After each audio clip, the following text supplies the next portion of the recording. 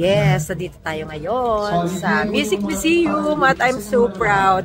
Ito kasama ko ngayon ang best friend ko kasi siya ang mag-show. At syempre pa ang anak-anakan ko na talaga namang first time kong maka-work dito. As a writer ako.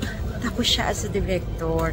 Dati, lagi lang kami sa comedy bar magkasama. Pero ngayon, Music Museum na. And I'm glad to show you at nandito na ang aking anak na si... Hello! Hey! Sorry. Ayan, oh. Yan ang bongga. At ito ang aming star. Yes, the star of the show. The star of the show. Busy siya, may napakasikaso ako sa kanya. Ayan mo, dito muna tayo kay... Hindi niya pa naipapasa kasi yung pictures ang kailangan. Oo. Ang naurang niya naipasa kasi yung budget ng lalaki. Ayan, tapos kami, eto na. Yung sa nanay. Nakita ko yung budget ng sa lalaki. Gano'ng kalaki? Titingnan pa daw kung may matitira. So, paano? Nakakaloka. Sumuuna yung lalaki bago ka. Tapos yung meron siyang spot kanina sa nanay niya. Umiiyak na siya, rehearsal pala. Sabi ko, wag muna siya umiyak. Nakita ko yun. Baka naman mag-grocery lang ng nanay niya. Hindi naman umatid. Napaka-well-wisher mo na. Hello na. Oh, Nay, nasa ka na? Nag-grocery na lang ako. Kasama naman ka lagi sa bahay. Alam ko namang magaling ka kumanta. Okay. Tsaka nakakatawa ka naman. First time mo madirect ni Direct Chad. Sa opening to, so... Nadirect ka na niya? May sketch sa opening na gagawin. I-cook yun natin. Pagbali ka, gagawin. Chachap-chapin ka. Masarap ka raw maging director. Matututo ka, pagbali ka. Wala kayo kaibigan. Uy, first and last to. Pag ako nagdidirect sa mga Becky. Kahit mga Becky. Kahit sa iba, kahit kaibigan ko kakilala. Oo. Pag nasa trabaho. Hindi, walang edad, walang kuya, walang ate. Ano tayo, positioning tayo kung anong... Pero after naman nun, balik kami sa friends. I realize na una pala kitang maging director sa film. Oo, sa film. Oo, dun sa film natin. Kaya bongga. Wala pa siya. Hello, yung mga sweetheart! Ayan! Siyempre, ang superstar director natin. Grabe yung superstar director. Hindi, ang inaano ko lang naman kasi, hindi magiging positibo ang show na to kung hindi dahil sa'yo. Of course, ikaw ang pinakakapitan ng ship na ito. Dahil sa lahat. Hindi, kasi diba, alam na alam ni Chad kung ano yung talagang makikita at kailangan ibigay. Basta nga ako dito para makita ko lang yung stage. Basta yun. Pag galing mo dyan sa taas, ilipat mo po sa after ng week, may weeks. Bigay sa mga taong lang manonood. Ayan. Tsaka rin, hindi ko rin naman kaya ako alam, kasi kilala ko lahat yung magkakaibigan kasi yun. Tayo, magkakaibigan tayo. So alam ko yung strength, alam ko yung weakness. Kaya from there, madali talaga malaman. Madali yung trabaho. How is it na directing Donita? Yung totoo harap ka sa camera. Kaya doon wow! Parang may underlying. Hindi, alam mo, when directing Donita, walang pressure kasi magkaibigan kayo. Plus, para kayo naglalaro kasi masaya lang. Kasi it's a comedy show. Tapos ang gusto ko kay Donita, nakikinig siya. Kasi minsan meron kaming disagreement. Yes. May gusto siyang gawin, pero pag may paliwanag ko sa kanya na, Donita, hindi i-effect yan. Bawasan nyo ngayon ano nangyari? Puro anong nangyari na rin ito. So, ano yes, susunod siya. Iisipin niya, oo nga. Nag-ano siya, may realization siya. Pero ganoon din naman ako, pag may gusto siyang gawin, pag sinabi niya sa akin, at okay, yes, mag-go kami. So, very collaborative naman yung pagkatrabaho. Actually, kasi ang Bex Banalon, lagi-lagi kayo magkakawin. From vlogs. Masaya ka trabaho sa Donita kasi para kami mga siraulo. Diba? Kahit nagtatrabaho kami, tawa na kami ng tawa. Totoo, at saka, ang script, mga 7 beses pinalitan. Lagi dami may bagong nadadagdag. additional. Siyempre, iisipin ni Chad, parang okay ito eh. Kasi diba, alam niya kung ano ibabawas, kung imamarkahan, ganon. Kasi ganon yun, when you do the script, para sa mga komedyante, sometimes those are just guides.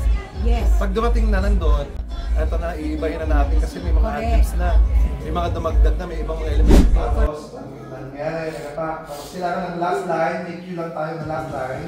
Ilaw, bukas. Ha? Correct. Correct. Pero hindi mo lahat papapasukin. Oo. Meron talaga nakakatawa, pero hindi mo kailangan ipasok. Oo, tsaka Dahil mawawala sa...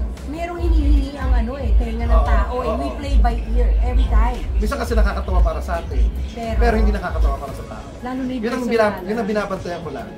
Yes. Binabantayan ko lagi na yes, oo, sasabihin na, hindi nakakatawa yun, oo, nakakatawa sa atin. Sa akin. Pero kailangan nakakatawa din para sa tao. Lagi nga kitang naririnig na ganyan. Oo, pag i-remind mo sila. Lalo na pag nagsasakitan, sobra ka nang Kailangan, kailangan laging balance. Kailangan laging balance. Tapos kailangan sa comedy, pag naibigay mo na yung laugh, kasi madami sila eh. Doon sa sketch na ginagawa namin. Yes. 6 sila. Oo, at puro matataas. Puro magagaling. Puro magagaling, puro mahuhusay, puro premiado. So kailangan kong balansehin lahat ng moments ng bawat isa. Correct, na walang mag-aagawan. Pantay na ilaw, pantay na moment para sa akin. Team. Yun ang pinakamaganda rin. Ang huling pagdidirect mo sa akin is during our Aponinaryo. Aponinaryo Mabini. Unreleased movie yan, pero malamang next year po, makikita niyo na siya sa streaming. Di ba ba? Hindi bowling yun. Ano ba yan? Kung sinabi mo lang, naglabas sana ako. Basta, streaming platform. Yan, bongga yan. At ito naman yung first time na ako ang writer ni Chan. Madalas po, kasi ang director ko talaga dati. I've learned, totoo, natuto akong magsulat because of art. Natuto akong mag-direct because of art. Kasi, matagal niya akong estudyante. Ever since, from the very beginning, ng journey ko sa stand-up comedy, siya ang nagpasok sa akin, siya ang nagturo sa akin ng mga do's and don'ts sa stage. Hindi na maglalabas siya. Siya talaga. Denial ko yung number ni Nay Tart. Pagtawag ko sa kanya, para niya akong anak na kinausap, pinayuhan. Sabi niya, lumuwas ka, tulungan kita. Nilapit niya din ako kay Mamo. Siya mismo sabi, Mamo, tulungan natin to. Marami siyang tinuro sa akin. Tinuro niya yung kung paano magsulat, kung paano magpatawa, mga tamang dapat gawin. Dahil sa tulong ni Tart, natupad ni Chad ang pangarap niya. Naging stand-up comedian sa The Library at natulungan ang mga kapatid niya. Hindi, pero ang nakakatuwa lang kay Chad, para siyang pag tinuro mo siya, isa siyang estudyanteng matalino. Aalamin niya talaga, aaralin niya talaga para ma-perfect niya. So ngayon ay... Ang laki nung magnanakaw. May gumagapang na magnanakaw. Ito ang beshi natin. Kasi Nay Tart din, isa rin to sa mga umangkon sa akin. Nay Petit. PA ka ni Petit noon. Oo, nag-PA ako kay Nay Petit dati. Tapos... Sa library. Sa sitcom. Sa sitcom. Noong nagkita tayo. Sitcom library pa. Di ba namasukan ako? Hindi man PA na PA. Parang PA ng PA. Hindi, namasukan ako sa... Hindi mo namasukan, nagpaampun ako sa kanya na. Nayapunin mo ako. Gusto ko kasi manood para matuto ako. Hindi, wala akong maalala. Sorry kasi nung nag-migrate kami sa US. Hoy, walang ganun. Magkakasama tayo sa... Ito sa ilalim ng flyover. Yung bahay. Di ba? Ilalim ng flyover. Tapos, may kotse yan. Natari niya, nak, lalabas ako, buksan mo yung gate. Binuksan yung gate. Pag-atras ng kotse, tumire. Nak, itulak mo na. Isado mo yung gate. Magta-taxi tayo. Oo, at ang ulam natin, pansit kanton tsaka isaw. Isaw. Yung isaw sa so malangit naman, pero sila talaga ang trio na talagang tumutok sa akin talaga dati. Si Nay Petit, si Nay Tart, at si Mac. Maki, ang ating beshi. Sila tumutok sa akin. Alam mo ang pinaka-naaalala ko kay Chad, dahil sa sobrang galing niya na stand-up comedian, na ipanalo ko siya ng Best Sketch Award. Sa The Library. Sa The Library, sa lakan ng... Nakalimutan ko. Oo, lakan. Alam mo, beauty pageant. Nanalo siya. Pero ayun, basta masaya itong show na to. I'm really happy kasi lahat naman natutunan. May isa pang magnanakaw na nakakuha. Ano ba yun? Oh my God! Nakapang binibake pa. Binibake pa. At saka ang nakakaloka, naka-makeup pero hindi naligo. Uy, makain ka naman sa mga sweetheart mo. Sa mga sweetheart. Sweetheart. Sweetheart. Grabe, no, may makeup sa harap pero sa batok wala. At dalawa.